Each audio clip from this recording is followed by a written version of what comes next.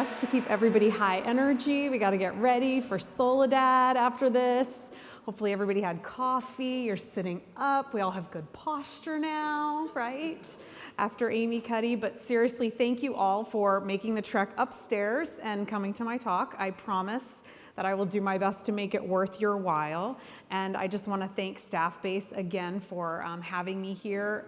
Being in a room with people who do what we do is literally my favorite thing. I'm sure it is wonderful for all of you too, because we're constantly trying to explain what it is that we do. And isn't it nice to be with people who actually get it? And so just want to give you a little bit about me. My company is called Brilliant Inc. We are an internal comms experts. There are a few of my people here today as well. So thank you to all of them for coming out. And we have been focused throughout our existence exclusively on internal communications and improving employee experiences. So we work with companies across the entire employee life cycle on really improving those things that employees experience day in and day out at their jobs. I want people personally to feel like their voices are heard, like they are seen, and like the work that they do is making meaning. And that's also really important for me with my own people. And just to give you a little bit about me, I am a New Yorker. This is my home, so welcome if you're not a fellow New Yorker. This is my family. I have 2 kids and a very precocious dog. And I love to travel. I love live theater. I just was at the theater a few nights ago, going again in a couple nights. If you need any theater recommendations, I'm your gal. And I am often so busy between work and family and theater that when it's time for me to unwind and recharge, I love to binge some Netflix. Anybody else here with me like to binge Netflix? Anybody seen this here show? Great, all right, we've got one fan here. You're gonna enjoy this talk. I promise it will have to do with values, so just stay with me here. But after several different people told me to check out this show, I finally gave in and watched it. There are 5 seasons on Netflix. And not only did this turn out to be really phenomenally entertaining reality TV, it also was a great way to understand corporate values. So I'm just gonna admit, I am not a sports person. I am not a sports fan. I don't enjoy watching sports. I don't especially love playing sports. And I'm really not into racing. However, this show really truly does have it all, right? It's got glitz and glamour. It's got these beautiful locales. It's got fun, dramatic characters. And the central story arc, especially in season 4, which is the next to last season, the central story arc really revolved around these 2 rivaling teams, Red Bull and Mercedes. And in season 4, in true reality TV fashion, these 2 teams were exactly tied. I'm sure the Netflix producers were thrilled, right? Going into the very last race of the season, they had the exact same scores. And they, really when you think about Formula One, they have specific requirements for how their cars have to be built. They have very specific tracks that they must race on. A lot of what they are doing is exactly the same on these different teams, right? But if you watch the show, you know that how they do it is different. So again, 2 teams driving very similar cars on the same tracks, coming out with the exact same scores, and yet showing up in a very different way. So first, you take Team Mercedes, and it is led by a team principal who's sort of like the CEO, Toto Wolff.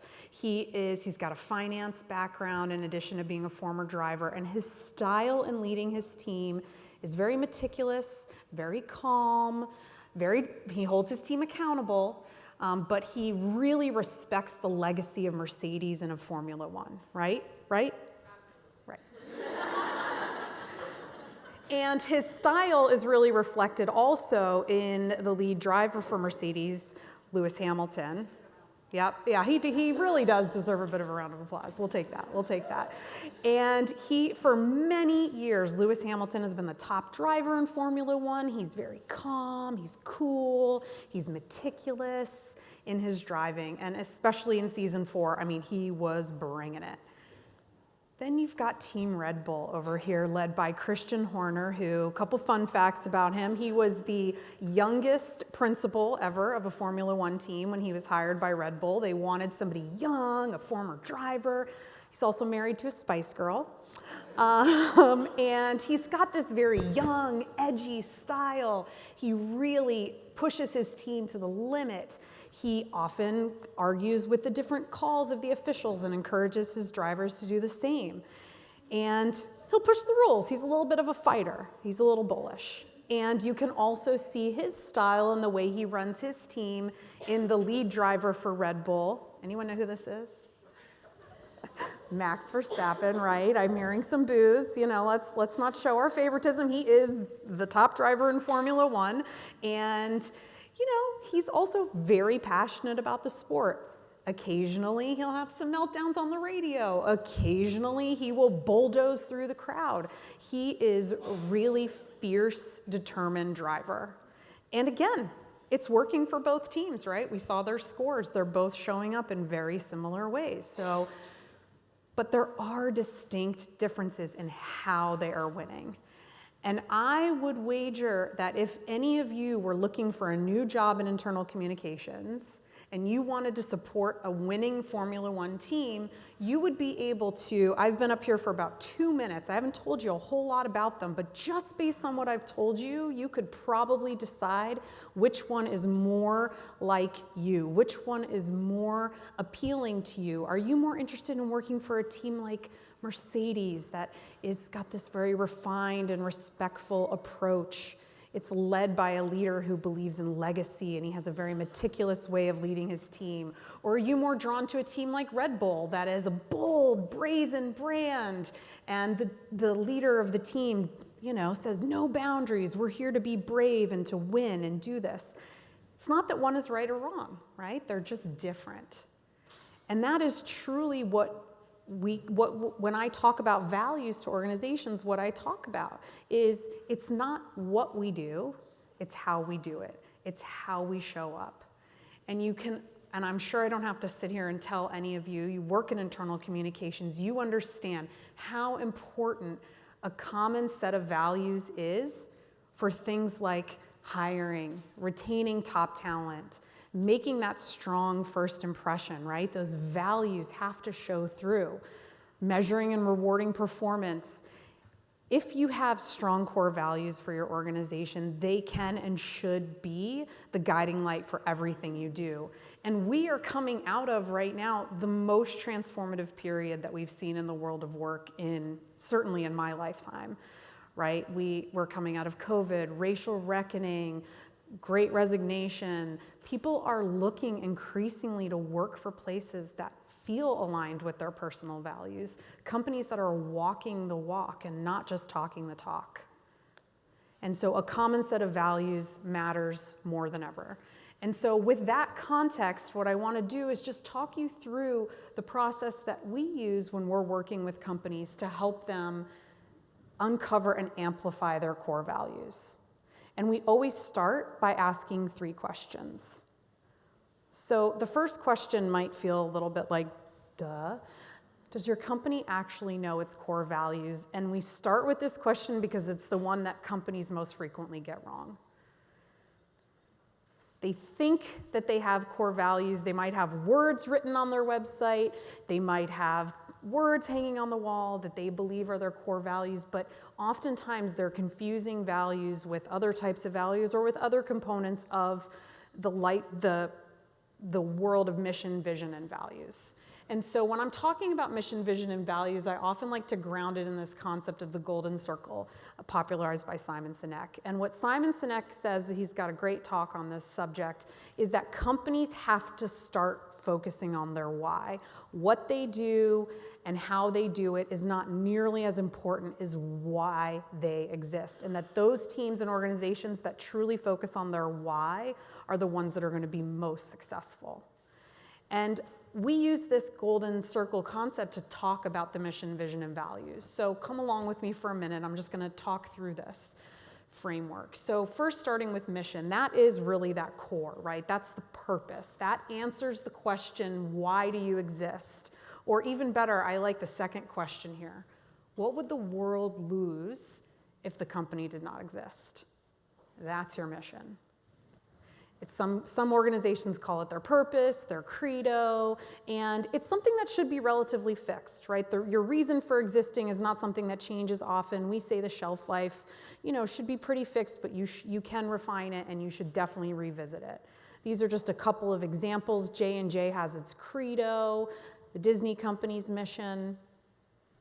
From there, going outward in the circle, next comes vision.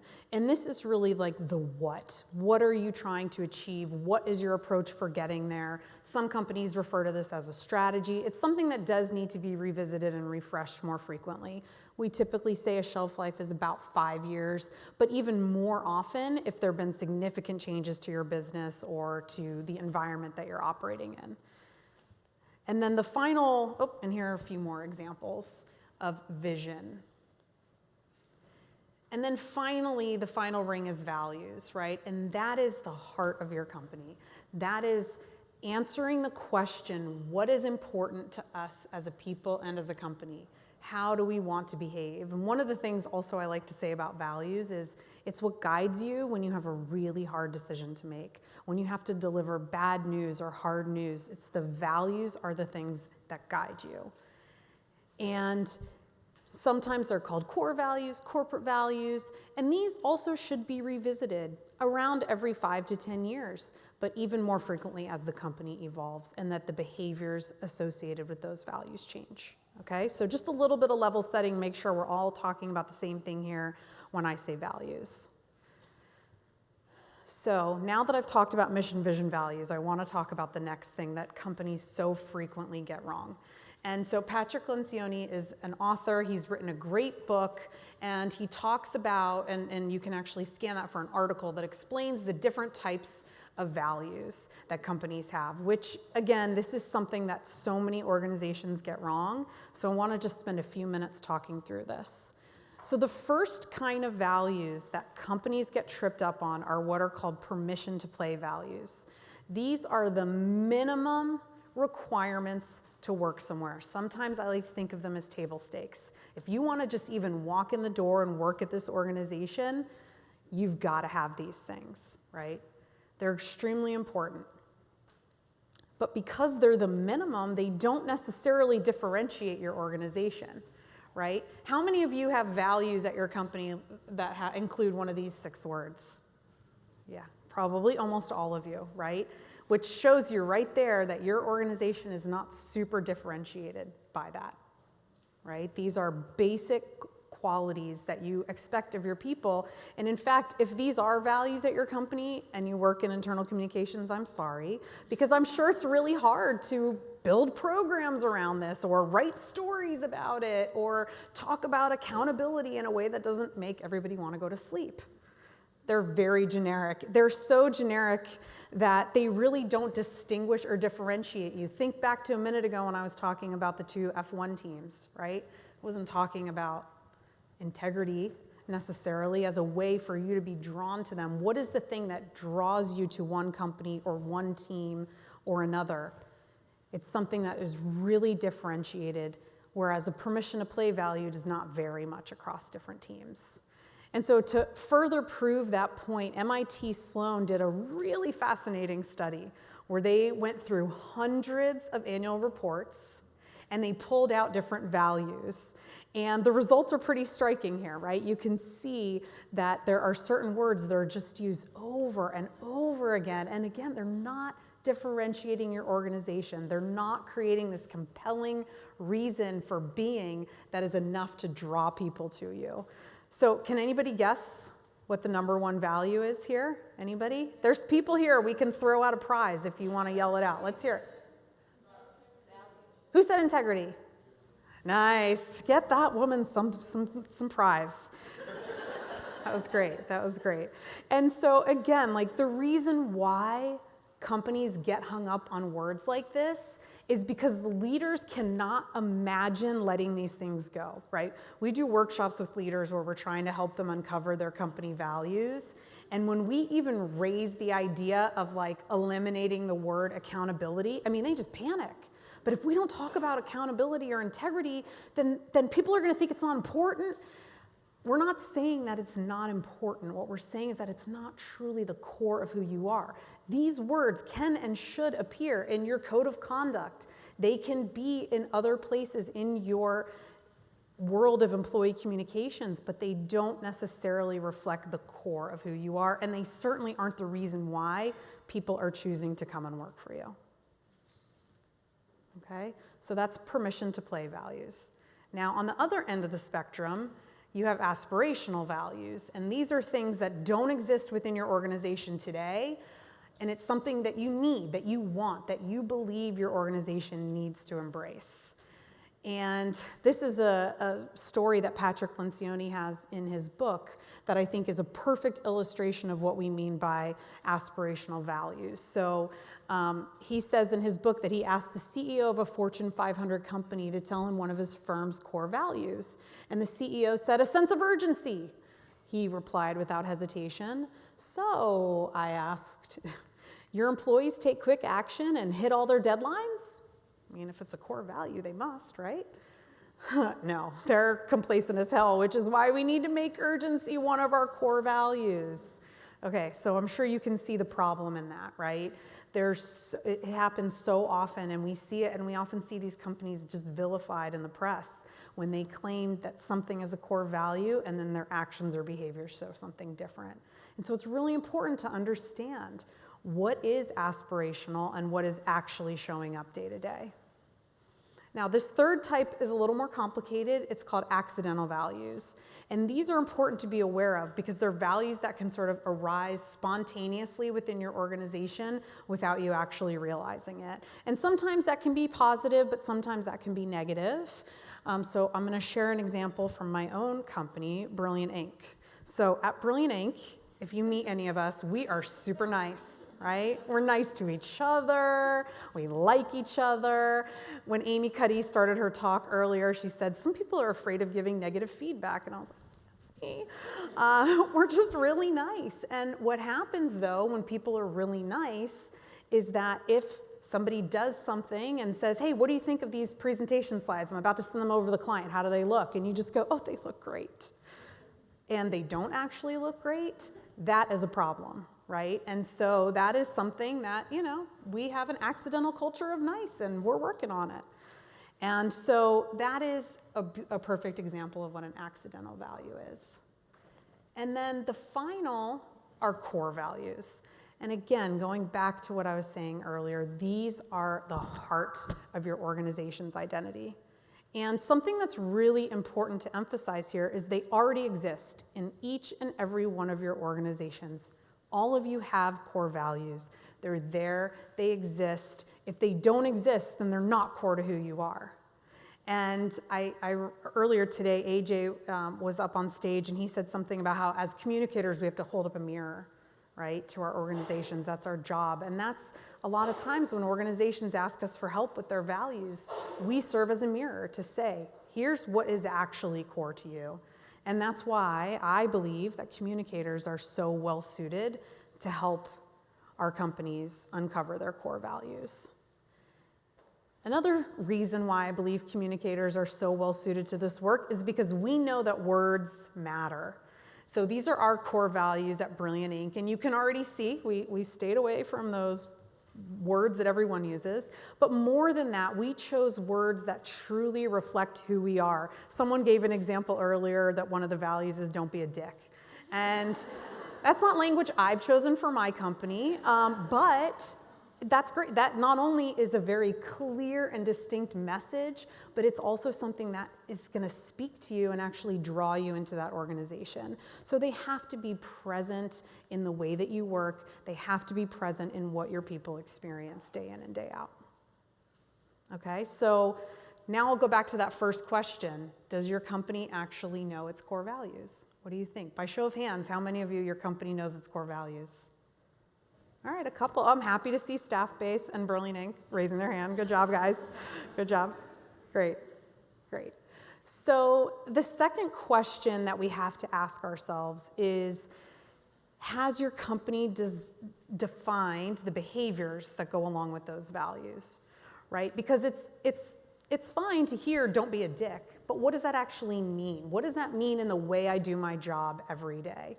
And I am a big fan of Brené Brown, and if you've ever read any of her books or listened to her podcasts, you know she talks a lot about values, and this is something that she really emphasizes, that if you don't have the behaviors defined, and that if you're not teaching people the skills and the specific actions that you want them to take to reflect those values, it's a waste of time.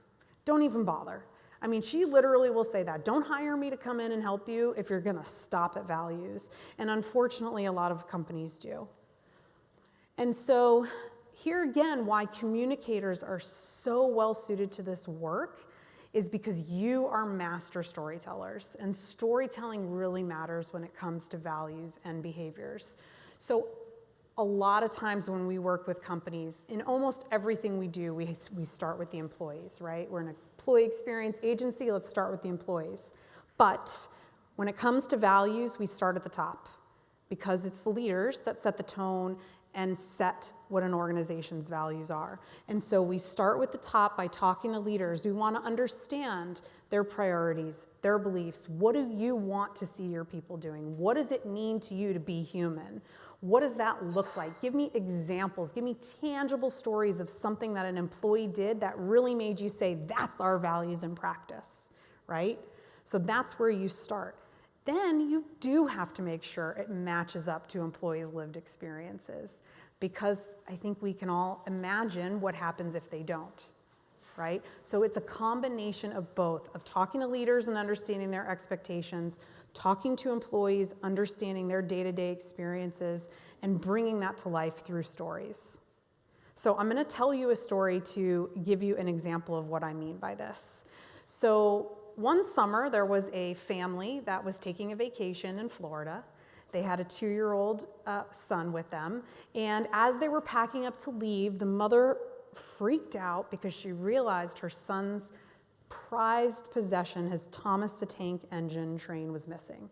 Couldn't find it anywhere. They had to go. They couldn't miss their flight. She's telling these 2 employees at the hotel, please help me find this train. It's my son's most prized possession. What am I gonna do? And then they ran off to the airport. And so these 2 employees took it upon themselves. They searched everywhere, high and low, for Thomas, couldn't find the train anywhere, and just said, we can't let this family down. And so these 2 employees took themselves to a toy store, bought a dead ringer for Thomas the Train, brought it back to the hotel, and brought him all around the hotel taking photos. Look, here's Thomas at the pool, and here's Thomas in the kitchen. And they wrote a letter to the little boy from Thomas that said, I stayed a few extra days at the resort, had a lovely vacation. And can you imagine the family's reaction when they received that Thomas the Tank Train in the mail with that letter? And can you imagine how many times they went back to that same hotel chain, and how many people they told that story to, and the impact of that?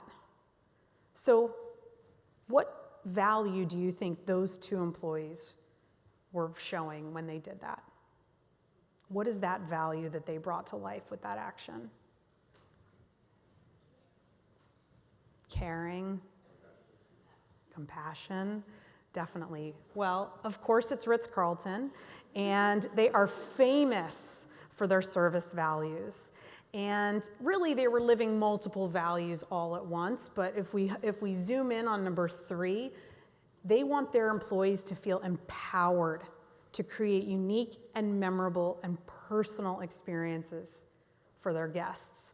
And this card that has Ritz-Carlton service values on it, it's a little bit of company lore, but every single leader in the company has them in their pocket at all times. When employees go and work at Ritz-Carlton, every single employee, if you work in the kitchen, if you clean rooms, if you sit at a desk in the marketing department, this is part of the uniform. When you show up on day 1, you are given your new uniform, and this is part of it. And not only that, the values are incorporated into their daily huddles. Every morning when they meet, they talk about different stories and examples, just like the one that I just shared with you. They are constantly reinforcing the behaviors that they want their people to take. And they actually have this $2,000 rule, which means, first of all, how much do we love that they call them ladies and gentlemen, serving ladies and gentlemen. And every single employee that works in the hotel is empowered to spend up to $2,000 per guest per incident. And one reason why this is so great is because these two employees, when they had the idea to go buy a Thomas the Tank Engine, they didn't have to ask anyone for permission. They didn't have to go try to track down a way to do this and submit the expense and blah, blah, blah. There's nothing standing in their way. They are empowered to take action. And you can imagine, I mean, how much money do you think they spent total in that experience? 10 bucks, maybe? I don't know. Thomas is expensive, 20. I remember those days. But guess what? The ROI on that spending is huge. And you can see the impact. They are the #1 hotel brand in terms of customer satisfaction. They have won countless awards, and it is truly something that sets them apart. It's not just that they have these values, it's that they define the behaviors to go along with them. So as we're all sitting here and we're thinking about our own organizations, I would challenge you to think about, what is your Thomas the Tank Engine story? What is the story within your organization of somebody that is just absolutely living your values? And I bet you have a lot of them because you're internal communicators, right? This is what you do. You're so good at this, of finding stories, sharing those stories, elevating those stories, and you're master storytellers. So we have come to the third and final question that we ask, which is, do the values show up throughout the employee life cycle? And I've kind of touched on this a little bit already. It's in the uniforms, it's in the daily huddles. If you're not actively talking about and celebrating and recognizing your values and behaviors in action, then again, you're wasting your time. And you all are so well equipped to help your leaders make sure that these things are showing up. So just a few examples, in hunting and hiring, are your values and behaviors incorporated into your interview questions? Imagine how powerful it would be if your interview questions could draw out someone's Thomas the Tank Engine story. You're gonna know that's somebody that belongs here, right? Is it showing up in your job posts, on your career site? And I mean more than just the words, but the actual behaviors, the actual stories, the actual examples through storytelling. In your day one and onboarding, right? On day one, people are the most excited. Unfortunately, science has shown it. Every day, it kind of goes down a little bit after that. Day one, they're most excited. They want to know. They came here for a reason. Remind them what that reason is. Tell those stories. I'm sure some of you, especially who like to shop like me, have heard the stories about Nordstrom, that you could walk in there with something you bought like 2 years ago and has no tags and no receipts and say, this is not working for me, and they will take it back, right?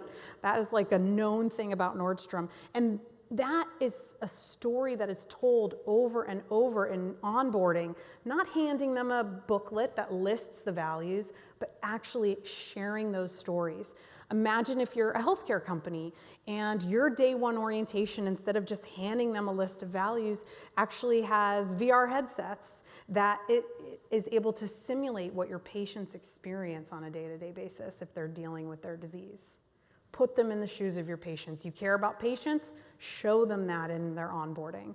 So there are so many ways that you can do that. And most importantly, you need to make sure that your managers are equipped to also demonstrate what it means to live the values at your company. So we emphasize that very heavily. You've got to give managers the tools. You probably need specialized training for them. You've got to give them the ways to emphasize those behaviors. Day-to-day communications, our favorite one. Storytelling campaigns, right? I mean, that's the easy one coming out of this. Launch a storytelling campaign that shows, reinforces, celebrates all the Thomas the Tank Engine stories at your organization. Make sure your leaders are talking about it. Make sure they're being specific. Make sure they're saying more than just integrity matters, but actually sharing stories. And again, equip your managers to do just that. Growth and development is probably one of the most important ways and the most impactful ways that you can make sure your values are showing up. Anybody have a values-based recognition program at their company? All right, a few. That's one great way to celebrate and reinforce. And another big one is establishing competencies and incorporating it into your performance management program. The story earlier of Mercedes, Toto Wolff, when he came on as principal, incorporated a new rule that at the end of year reviews, everybody has to assess how well they're living the values on the team. And they're measured on that. Same at my company. We measure ourselves on how much we're showing up, demonstrating our values day in and day out. And this last one is often overlooked, but we're seeing it now. I mean, I hate to bash Google, but they have claimed for years to be a people-centric organization, and I've heard some pretty awful stories about how people have been laid off from Google in a way that does not feel very people-first. And so even when it comes to layoffs or retirement or departures, I have a former employee here in the audience today, and you know why she's here? Because of how we sent her off when she left. You show up when people leave.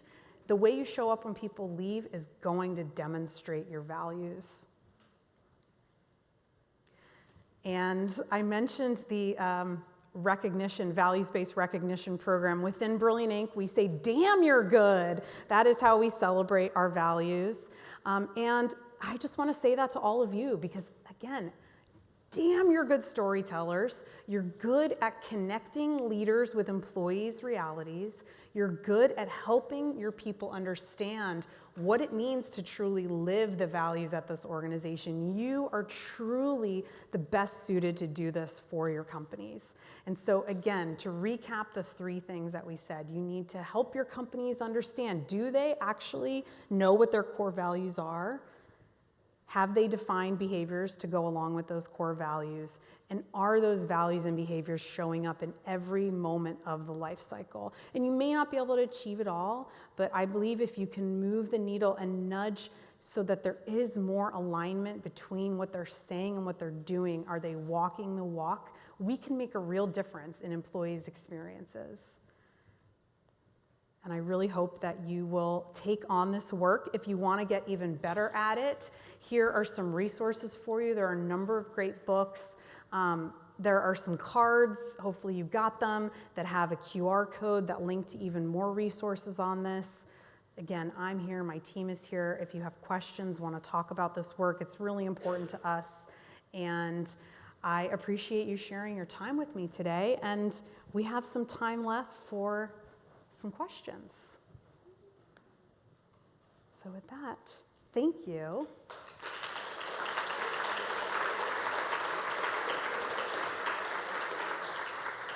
And there are people walking around with microphones, so if you have any questions, just raise your hand.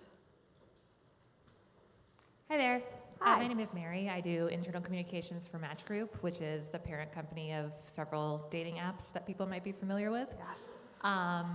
So I work at the corporate level. We are a portfolio company. We have about 24 brands around the world, each of which have their own culture, their own values, their own mission. And because of that, historically, the corporate function has not really established their own values because they don't want it to seem like it's like a top-down thing, like you all have to incorporate these values. But we do have about 400 employees at the corporate level who sometimes feel like we don't have an established culture for them. Yep. So I'm wondering, like, what advice you would have for navigating that situation? Yeah, and it's not uncommon. I mean, we're working with a company right now that's a bit of a holding company that has, you know, this business does this thing, this business does something completely different. How do you get people in alignment? And it is a challenge, and it's not unlike the challenge of, you know, different locations. What we feel at one office in the US may be completely different than what's being experienced in South America. And so it is important to differentiate, but I believe it can be done. I believe that there are reasons why you're there. There's something that drew you to that organization. And so a lot of times that is why we start backwards. So if a company hires us to say, we need you to help us uncover our core values, whether it's at the corporate level or the functional level or wherever, we'll start with the stories. We'll literally say to leaders, okay, imagine you're on a plane or you're sitting at a conference and you turn to somebody and you have this 5-minute conversation with them, and after just 5 minutes, you're like, wow, this person, it would be a perfect fit at my company. They are like perfectly cut out for this. What is it that they said? What are the things that they said that made you think they're perfect for here? And that's going to start to give us some direction. Okay, so you like people that are curious, or you want to see people who are entrepreneurial, and that starts to get us in a direction. And then we'll ask questions like, what is the Thomas the Tank Engine story? What is showing up? What does that look like to you as leaders? And really push the leaders to get specific through facilitating storytelling exercises, asking them what those examples are, and then actually backing into the values. So because again, they're there, and so it's our job as communicators to help uncover them. They're harder to find, but it's even more important so that people like you don't feel like you're just a little bit lost. Other questions?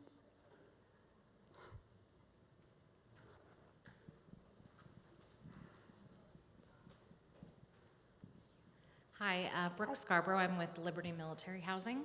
Hi, Brooke. And so 10 years ago, we had leadership in a room. We created core values. They were many of the words you displayed that we shouldn't have. And then 2 years ago, we became an employee-owned company. So I think this is just a really good opportunity for us to refresh. Totally. With that said, I'm a little bit 50-50. Do we involve the employees again, or do we start with leadership? What's your advice on that? Well, so definitely you have to involve your employees. You have to involve them to make sure that what we're saying and putting out there is actually reflecting their day-to-day experience. So the way that we do that, a lot of times we will start with leaders, and we'll start by understanding what are their priorities, what do they want to see people doing, and then we'll actually go and do focus groups to pressure test that with employees. Does this fit? And we've changed. We're just coming to the end of a project like this right now, where we'll start off with one draft after talking to leaders, and then we'll go to employees and we'll move a few things around. They'll say, that word does not reflect my reality at all. Are you kidding me? They said that? No. And so then you shift it again, and then we go back to leaders and we say, okay, now here's where we're at. What do you think? And they might say, no, we need that word. And we have to say, but your people said it's not real. So it's a dance. But it's so important to make sure that it's authentic and that it matches with employees' experience, because if it doesn't, the cracks start to show very quickly, especially now. I mean, this is what I love about Gen Z, is like no BS. You're gonna say that you do this, you better do it, and if you don't, I'm gonna call you out loud on social media. So it is so important to make sure to get that employee perspective. It's gotta be an iterative process. It's definitely not a one and done. Other questions? Hello, my name is Jason. I'm the head of human resources for Melinger Finance. And my question is competencies versus values. Yes. What's the difference? Help us kind of define it a little bit. Yeah, sure. So competencies in my perspective are really like the behaviors, right? So again, if we go back to my company's values, be human, right? Well, what does that actually mean? Well, to me, that means we have each other's back. If somebody needs help, we support them. Okay, now I need you to drill down even further and give me a behavior that I can measure somebody on, and that they can measure themselves on and know if they're doing that, right? And so that is a competency. It's a skill that you have that can actually tie back to a value, something that you can strive for and that you can be measured on. That to me is a competency. And competencies have to be incorporated into the way that you measure people, and that the way that people are, the way that they can grow in their career, the way that they can get promotions. Am I seeing Milana show up in that way? Is she demonstrating those competencies? She knows what they are. She sees that they're tied to our values, and then those are what we're actually using to give promotions. Competencies and defining them is very hard work, and it's a great opportunity for HR and internal comms to partner